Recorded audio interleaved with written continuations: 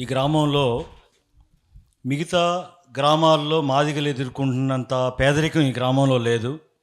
కొంత తినగలిగినటువంటి స్తోమత కలిగినటువంటి గ్రామం ఇది. ఉద్యమాల్లో మొదటి నుంచి పాల్గొన్నటువంటి గ్రామం ఇది. నాయకత్వం వహించినటువంటి గ్రామం ఇది. గ్రామంలో జరిగిన పోరాటాలకు కానీ లేదా కారంచేడు ఉద్యమానికి కానీ హేతువాది ఉద్యమానికి కానీ వాటన్నింటిలో కూడా పాల్గొన్నటువంటి చైతన్యం ఉంది. కాబట్టే ఈ గ్రామానికి ఇక్కడ ప్రారంభించుకోవాలని చెప్పి అనుకొని ప్రారంభించుకున్నాము. ఇప్పుడు మన మధ్యలో మాదిగ రిజర్వేషన్ పోరాట సమితి లీగల్ సెల్ కన్వీనర్గా పనిచేసినటువంటి డొక్కా మాణిక్యవర ప్రసాద్, మాజీ మంత్రివర్యులు, ఎమ్మెల్యే డొక్కా మాణిక్యవర ప్రసాద్ అంటే ఆయన రాజకీయ హోదాలో కాకుండా మన సభ్యుడిగా, మన నాయకుడిగా, ఎంఆర్పీస్ లీగల్ సెల్ కన్వీనర్గా మన మధ్యలో పాల్గొనడానికి గుంటూరు నుంచి వచ్చాడు. ఆయన 2 నిమిషాలు వేదిక దగ్గరికి వస్తాడు. వచ్చినప్పుడు ఆయన్ని ఆహ్వానిద్దాము. అట్లాగే మన ప్రీతం నాయకుడు కనకారావు, ఈ గ్రామం వాస్తవ్యుడు, ఇప్పటికీ కూడా మరి ఒక పక్క వర్గీకరణ చట్టాలైన, శాసనాలైన, జీవోలైన కానీ మరి ఆయన ఇప్పుడు కూడా వర్గీకరణ కేసులు మాత్రం వదల్లా. వర్గీకరణ కేసుల్లో మరి ఒంగోలు కోర్టుకి హాజరై ఉన్నాడు. ఆయన పేరుపోగు వెంకటేశ్వరరావు మాదిగా వాళ్ళిద్దరు కూడా మనతో జాయిన్ అవుతారు. తొందరగానే ఈ కార్యక్రమం అంటే సుదీర్ఘమైనటువంటి ఉపన్యాసాలు ఉండవు. తక్కువ సమయంలో ఎవరెవరు ముఖ్యులు ఉన్నారో వాళ్ళు తమని పరిచయం చేసుకొని ఈ ఉద్యమంలో వాళ్ళు పాల్గొన్న తీరు, వాళ్ళ అనుబంధం ఏంటి, ఈ ఉద్యమంలో వాళ్ళ ఇన్వాల్వ్మెంట్ ఏంటి, వాళ్ళ పాత్ర ఏంటి చెప్పి వాళ్ళ సంతోషాన్ని వ్యక్తం చేసి భవిష్యత్తులో మనం ఎట్లా కలిసి పని చేస్తే బాగుంటుందో ఒక్కొక్కళ్ళు 5 నిమిషాల్లో మాట్లాడతారు. ఎక్కువ మంది మాట్లాడాలి, భోజనం టైం కూడా అవుతూ ఉంది. అట్లాగే మన ప్రీతమ నాయకుడు బ్రహ్మయ్య మరి ఒంగోలులో కూడా ఒక మీటింగ్ పెట్టుకున్నాడు సాయంత్రము. దానికి వెళ్ళేటువంటి వాళ్ళందరూ కూడా ఉన్నాం కనుక మరి ఇక్కడ కార్యక్రమాన్ని వీలైనంత క్లుప్తంగా మనం ముగించుకునేటువంటి ప్రయత్నం చేద్దాము. దానికి ముందు టూకీగా కొన్ని విషయాలు మీకు గుర్తు చేస్తాను. స్నేహితులారా, ఆ రోజు మీకు తెలుసు ఎంఆర్పీస్ పుట్టక ముందు, పుట్టిన తర్వాత దాదాపు ఒక 100 సార్లు నేను ఇంతింతలావు కంకర్రాళ్లలో నడుచుకుంటూ ఈ గ్రామానికి వచ్చి ప్రతి ఇంట్లో తిన్నాను, ప్రతి పంచలో నిద్రపోయాను. మీరు నాకు అట్లా షెల్టర్ ఇచ్చారు. మీ కుటుంబంలో ఒక సభ్యుడిగా నన్ను మీరు ఆదరించి మమ్మల్ని ప్రోత్సహించారు. మాకు ఛార్జీలకు డబ్బులు కావాల్సి వస్తే కుప్పలు కొట్టడానికి పోయారు, కోతలకు పోయారు, రకరకాల పనులకు పోయి, పొలం పనులకు పోయి ఆ చేసిన పనులతో వచ్చిన డబ్బులతో ఈదుమూడి ప్రారంభ సభ్యుల బృందాన్ని కార్యక్రమాల్లోకి తిప్పి మీరు కానివ్వండి అయ్యా, మేము వెనుకుంటాము, మీరు ఏం చేస్తారో చేయండి, సమాజానికి హక్కులు ఏం సాధిస్తారో సాధించండి అని చెప్పి గ్రామ పెద్దలు మీరంతా కూడా ఇంటింటి నుంచి డబ్బులు ఇచ్చారు, ఇంటింటి నుంచి గింజలు ఇచ్చారు, ఇంటింటి నుంచి కూలి చేసి మమ్మల్ని పోషించారు, ఇంటింటి నుంచి మీరు బువ్వ పెట్టారు. ఆ రకంగా మీరు చేసినటువంటి ప్రోత్సాహము, త్యాగం ఫలితంగానే మరి ఇక్కడ మొదలైనటువంటి వాళ్ళు ఎవరైతే ఉన్నారో గ్రామం వెళ్ళి సైకిల్ యాత్రలు చేసుకొని అతి పెద్ద మీటింగులు పెట్టుకొని చాలా పెద్ద కార్యక్రమాలు చేయడానికి వీలైందని చెప్పి నేను తెలియజేసుకుంటా ఉన్నా. తర్వాత మన ఉద్యమంలో వేలాది మంది చాలా గొప్ప నాయకులయ్యారు. నిజానికి ప్రారంభంలో 2 సంవత్సరాల్లోనే ఈ ఉద్యమం చిలికి వెలికితీసింది ఎంతోమంది నాయకుల్ని, ప్రతిభావంతులైనటువంటి వాళ్ళందరినీ కూడా. కానీ రాజకీయ సమాజము ఈ ఉద్యమం మీద కుట్ర చేసింది.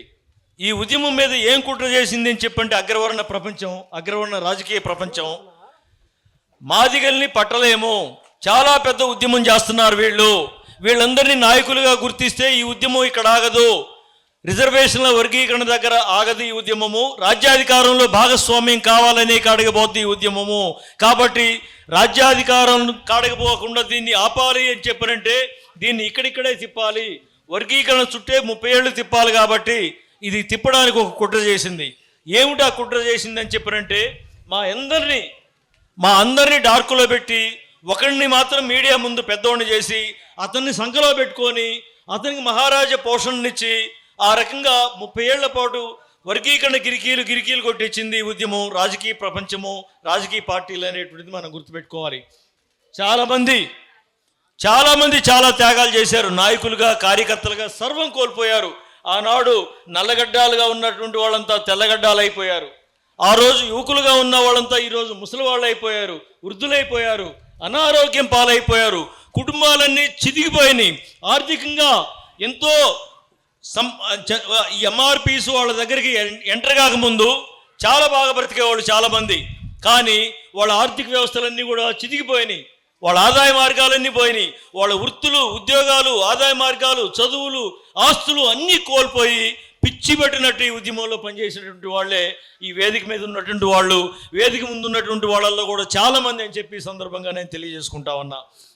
ఇట్లా త్యాగం చేశారు కాబట్టే ఈ ఉద్యమం అంతమంది చనిపోయారు, ఇంతమంది త్యాగాలు చేశారు, ఇంతమంది పోరాడారు. మీ అందరి సహకారం వల్లనే ఈ ఉద్యమం విజయవంతమైంది కాబట్టి. కానీ ఏ ఒక్కడి వల్ల కాలేదు.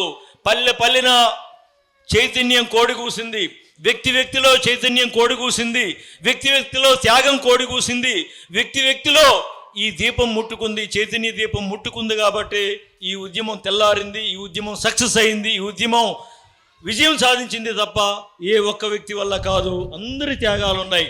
ఒక పూట పువ్వు పెట్టిన వాళ్ళు ఉన్నారు, ఒక ఛార్జీకి ఇచ్చిన వాళ్ళు ఉన్నారు, మమ్మల్ని బస్సు దాకా సాగదోలిన వాళ్ళు ఉన్నారు, మాకు ప్రోత్సాహం మాటలు చెప్పి మాకు ధైర్యం చెప్పిన వాళ్ళు ఉన్నారు.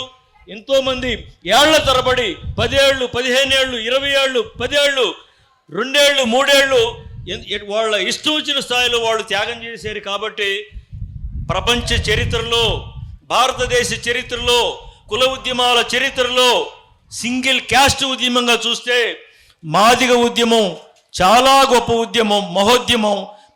సమాజం మొత్తం మీద సానుకూల ప్రభావం చేసినటువంటి కుల ఉద్యమం ఏదైనా ఉందంటే భారతదేశంలో చరిత్రలో, ఆధునిక చరిత్రలో అది కేవలం మాదిగ ఉద్యమం తప్ప వేరే కాదు అని చెప్పి నేను తెలియజేసుకుంటా ఉన్నా. మన మధ్యలో ఆనాడు మాదిగ రిజర్వేషన్ పోరాట సమితి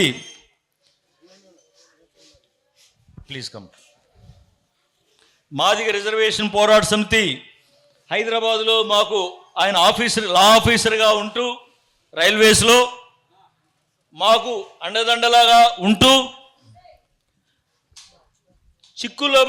కోర్టు చిక్కుల్లో పడితే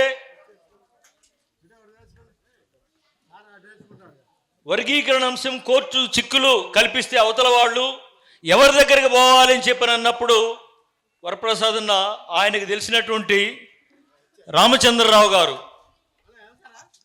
అడ్వకేట్ జనరల్ రామచంద్రరావు గారు ఆయన ఉన్నాడు, మనకు సాయం చేస్తాడని చెప్పి ఉచితంగా మన కేసును ఆడించడానికి రామచంద్రరావు గారిని మాకు పరిచయం చేశాడు వరప్రసాద్ అన్న. ఎస్ రామచంద్రరావు గారు జీవోలు విడుదల చేసినాడు. రామచంద్రరావు గారు ఏం చేశారు తెలుసా? ఆయన మనకి ఎదురు డబ్బులు ఇచ్చాడు. అయ్యా, నేను బ్రాహ్మణ్ణి, మేము పాపం చేశాము, మా వశిష్ఠుడు మీ అరుంధతి ఆడపడుచుని చేసుకున్నాడు, మాది ఆధిపత్య కులంగా మీకు అన్యాయం జరిగింది, బ్రాహ్మణ కులం తరఫున మీకు క్షమాపణ చెప్తున్నాను, నేను మీ కులానికి నేను న్యాయం చేయాలి, నేను ఉచితంగా ఆడతాను మీ కేసు, మీకు నేను ఎదురు డబ్బులు ఇస్తాను అని చెప్పి మనం ట్యాంక్ బండి మీద దిగ్బంధనం చేసినాడు. 2 లారీలు స్వీట్లు పంచాడు ఆయన. 2 లారీలకి స్వీట్ బాక్సులు తీసుకొచ్చి పంచి సంబరం చేసుకోండి అని చెప్పన్నాడు. అట్లాంటి వ్యక్తిని వరప్రసాద్ అన్న, అట్లాంటి అడ్వకేట్ ఎస్ రామచంద్రరావు గారిని మనకు పరిచయం చేశాడు. ఆ రోజు ఆయన ఉద్యోగాన్ని వదిలేసి సెలవు పెట్టేసి పోతే పోయింది కానివ్వండి అని చెప్పి మా వెంట ఎక్కడికి రమ్మంటే అక్కడికి, ఢిల్లీ, హైదరాబాదు, జిల్లాలు ఎక్కడికి రమ్మంటే అక్కడికి వచ్చి మాకు అండగా నిలబడ్డాడు వరప్రసాద్ అన్న.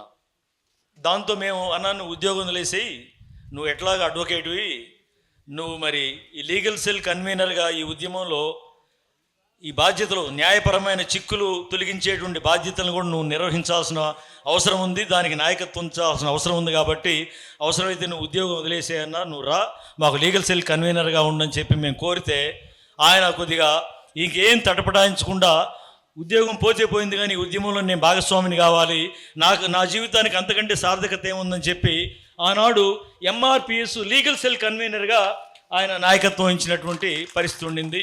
ఈరోజు ఆయన రాజకీయ నాయకుడిగా మనం పిలవలేదు, మాజీ మంత్రిగానో ఎమ్మెల్యేగానో ఎమ్మెల్సీగానో ఆయన పిలవలేదు. కేవలం ఈ ఉద్యమంలో భాగస్వామి అయినందుకు నేను చెప్పాను, ఆహ్వానం చెప్పాను, నేను వస్తాను తమ్ముడు అని చెప్పి ఆయన మన మధ్యకు వచ్చాడు. ఆయన వచ్చినందుకు చాలా సంతోషంగా ఉంది నాకని చెప్పి తెలియజేసుకుంటా ఉన్నాను.